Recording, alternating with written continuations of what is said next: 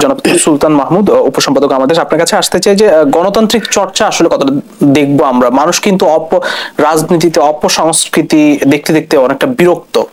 সেই জায়গা থেকে আমরা কি বেরিয়ে আসতে পারবো? এই যে নতুন দল বলি, নতুন দল কিন্তু আসছে।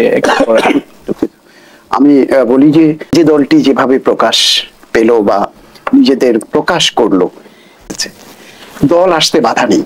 একটি গণতান্ত্রিক দেশে নতুন নতুন দল আসবে, নতুন চিন্তা, আমি যেটা আগেই বলেছি, নতুন নতুন চিন্তার মহামিলন হবে। এবং সবার যদি লক্ষ্য হয় সুন্দর বাংলাদেশ বিনির্মাণ, ক্ষুধা দারিদ্র মুক্ত একটি গণতান্ত্রিক বাংলাদেশ, সেই লক্ষ্যে যদি সবাই আসে, তাহলে আমি সেটিকে নেতিবাচক ভাবে দেখতে চাই না, বরং ইতিবাচক ভাবে দেখতে চাই, স্বাগত জানাতে চাই। কিন্তু আমরা অতীতের যে প্র্যাকটিস আছে, যে অভিজ্ঞতা আমরা দেখেছি, জি, লক্ষ্য, অধিকাংশের লক্ষ্য হলো নির্বাচনে অংশ নেওয়া, নির্বাচনে প্রতিদ্বন্দ্বিতা করা এবং নির্বাচনের প্রতিদ্বন্দ্বিতার মাঠেই সুযোগ সুবিধা নিয়ে অন্য যার পেশি শক্তি আছে, যার অর্থবিত্ত বৈভব আছে, তাদের কাছে বিক্রি হয়ে যাওয়া। এটি একটি মানসিকতা আমরা দেখেছি। আবার নতুন যাদেরকে দেখছেন, যারা আত্মপ্রকাশ করে, তাদের লক্ষ্য যদি হয় যে নীলুফা আপা যেটা বলেছেন, আপনি যেটি বলছিলেন, চোখে চোখ রেখে কথা বলছে। চোখে চোখ রেখে কথা বলাই কি সব? কতক্ষণের জন্য চোখে চোখ রেখে কথা বলা? আমাকে উনি যেটি বলছেন, শিক্ষা, মেধা, মনন, চিন্তা, চেতনা, দেশপ্রেম, স্বাধীনতা, সার্বভৌমত্ব, গণতন্ত্র, এগুলোকে নিয়ে যারা ভাবতে পারবেন, সততার সঙ্গে, সৎ থেকে নিজে বুকে হাত দিয়ে বলতে পারবেন, কেউ আঙুল উঁচিয়ে তাদেরকে নেগেটিভ ভাবে, কেউ তাদেরকে আঙুল উঁচিয়ে তাদেরকে বলতে পারবে না, কোনো কালো কালো কি বলে, কোনো নেতিবাচক কথা বা শব্দ দিয়ে তাদেরকে ব্র্যাকেট বন্দি করতে পারবে না। এরকম ভাবে যদি তারা চলতে পারে, কিন্তু অত্যন্ত দুঃখ এবং পরিতাপের বিষয়, যারা এখন এই দল গঠন করছেন, যাদেরকে সাথে নিয়ে করছেন, তাদেরকে নিয়ে ইতোমধ্যেই নানান গুঞ্জন উঠেছে। কোনোটা হানি ট্রাফ, কোনোটা মানি ট্রাফ।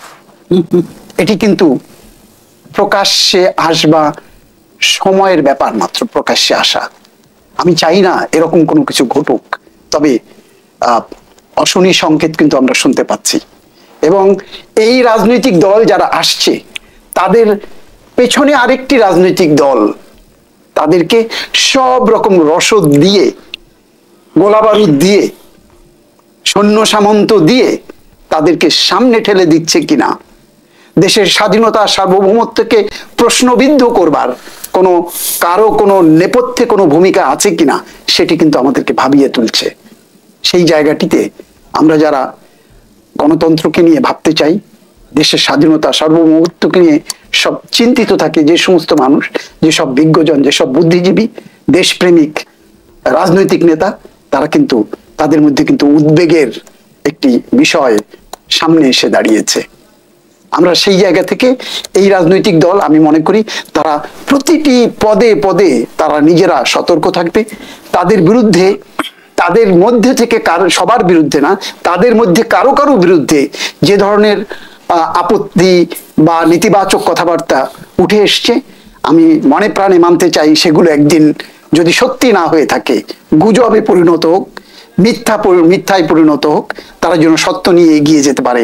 বাংলাদেশের গণতন্ত্রকে সুসংহত করবার জন্য, বাংলাদেশের মানুষের আশা আকাঙ্ক্ষা এবং ফেসিবাদের বিরুদ্ধে বাংলাদেশের আপামর জনসাধারণ যেভাবে লড়াই সংগ্রাম করেছে, লড়াকুর মতো একজন নারীও যেভাবে বন্দুকের সামনে, গুলির সামনে বুক চিতিয়ে দিয়েছে, একটা গুলি খেয়ে একজন পড়ে গেছে, কেউ পালিয়ে যায়নি, আবার আরো 10 জন সামনে এসে দাঁড়িয়েছে।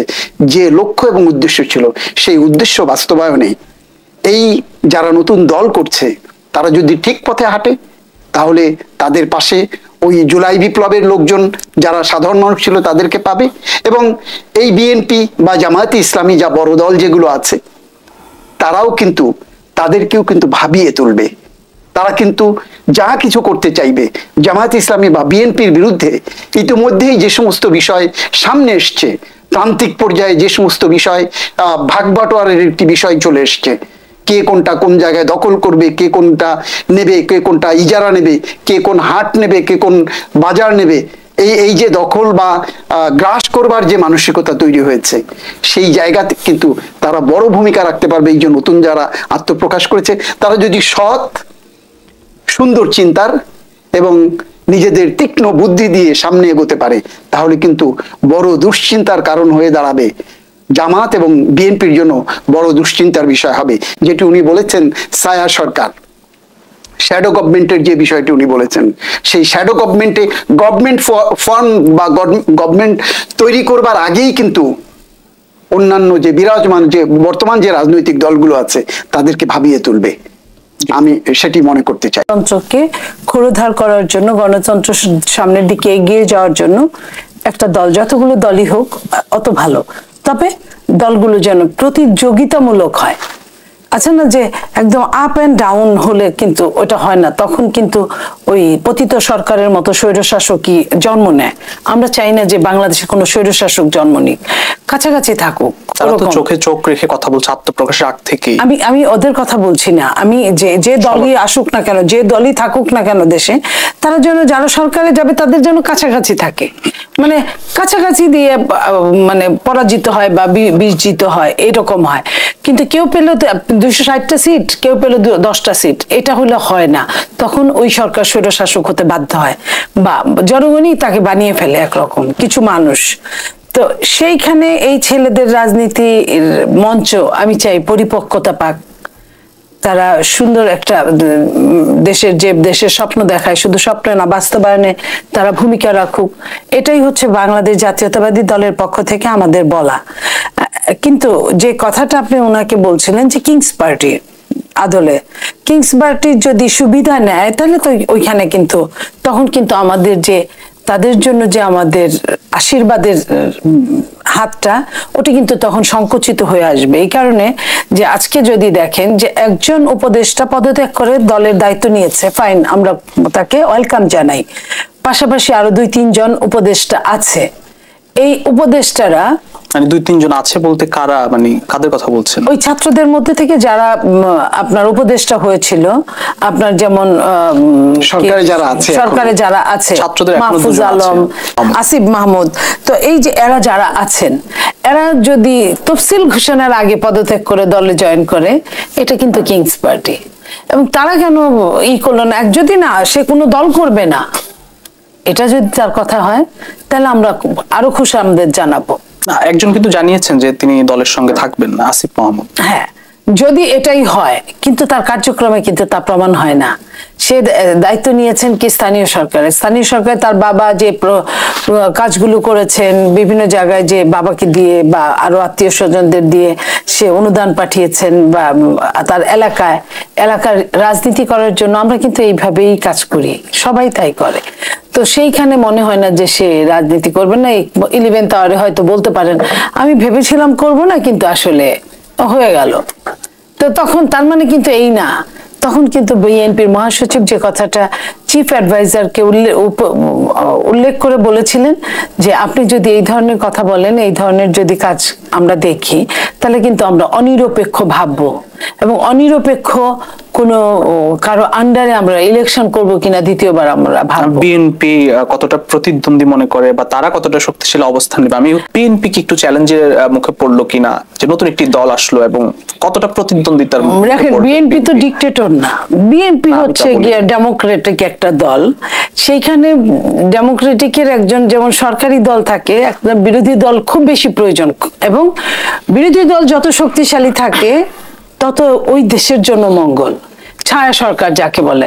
তো বিএনপির সামনে যদি আমাদের ছেলেরা, এই ছাত্ররা যদি ছায়া সরকার হয়ে আসে, মন্দ কি? কিংবা সরকার হয়ে আসলেই মন্দ কি? বিএনপি একটা বিরোধী দল থাকলো শক্তিশালী, আমি মনে করি যে এটা কোনো সমস্যা না, বরং তারা যদি দেখতে চান। হ্যাঁ, আমি দেখতে চাই, দেখা, ওরা তো আমাদেরই সন্তান, তো ওরা ভালো থাকলে আমরা খুশি হব। কিন্তু আমি এটা চাই যে ওরা ওদের যোগ্যতা নিয়ে যাক, পড়ালেখা ছুঁড়ে ফেলে দিয়ে শুধু রাজনীতি করলে জীবন যাবে না। তাহলে আমাদের তো পড়ালেখার দরকার ছিল না, বাবা মা কেন এত পড়ালেখা করালো? আমি আপনাকে একটা সত্যিকার গল্প বলি। আমার হাজবেন্ডের সাথে ঢাকা ইউনিভার্সিটিতে এক ছেলে পড়তো, পুরান ঢাকা, তার বাবার অনেকগুলো মানে দোকান আছে। তো তার বাবা খুব চাইতো ছেলে যেন একটা গদিতে বসে। তো অনার্স মাস্টার শেষ করে যখন ছেলেটা চাকরি না পায় বাপের কাছে ফেরত গেছে, তো মা যখন বাপকে বলছে তোমার ছেলে তো একটা দোকানে বসতে চায়, বলে সেই তো আমার কথা শুনলো, 20 বছর আগে শুনলে আমার আরো 5টা গদি ঘর হতো। তো এটা যদি হয়, ছেলেদের যদি এই চিন্তা থাকে, তাহলে হলো না। কিন্তু শিক্ষা তো অন্য জিনিস।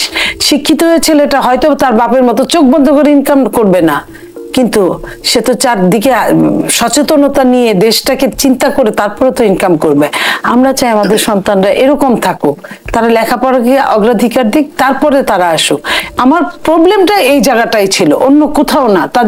তারা ভালো কিছু করুক, তারা আসুক, তারা দেশের জন্য করেছে, দেশকে নিয়ে ভাবে, এটা আমাদের জন্য অনেক বড় পজিটিভ একটা জিনিস। দেশকে নিয়ে ভাবে, পতিত সরকার এরকম ছিল না, তাহলে এত কোটি কোটি হাজার লক্ষ কোটি টাকা বিদেশ পাচার হতো না। যদি এমন থাকতো, ওরা চুরি করে এখানেই, ওই যে অনেক কোম্পানি আছে বাংলাদেশে নাম করা নাম নাই বললাম, ভূমিদস্যু আছে, তারা কিন্তু দেশেই সম্পদ, দেশেও বেশি কাজ করেছে। ওইখানে কি করে, একজনের জমি মেরে দিয়েছে, আরেকজন ওইখানে করে খাচ্ছে। তো সেটা তো করতে পারে।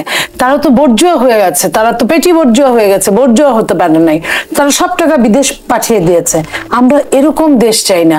আমাদের সন্তানরা এই দেশ নিয়ে চিন্তা করুক, তার সঙ্গে শিক্ষা থাকুক, তার সাথে মেধা থাকুক, এবং তার সাথে আগামী বাংলাদেশ সুন্দর সমৃদ্ধির বাংলাদেশ থাকুক। এই